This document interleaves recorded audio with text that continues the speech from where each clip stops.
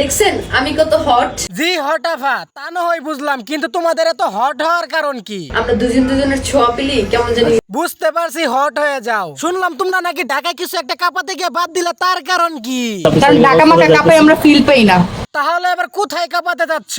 কক্সবাজার কাপাইতে যাচ্ছি।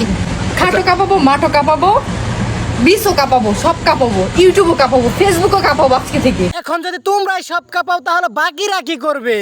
তুমি জানো না। থাক ডিপজল কাকু, আমি আর কিছু জানতে চাই না, তবে আমার সাদা মনে একটা কালো প্রশ্ন। চুপ করে আছো কেন? শুনলাম নিশি আপা তুমি নাকি আইফোন কিনেছো, সেটা কিভাবে?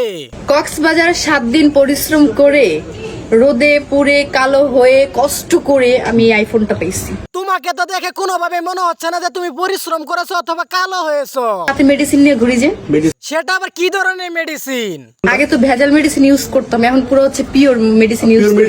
তো তোমার সেই পিওর মেডিসিনটা সবাইকে একটু দেখাও যাতে অন্যরাও ব্যবহার করতে পারে। এই যে আমার রূপের রহস্য হচ্ছে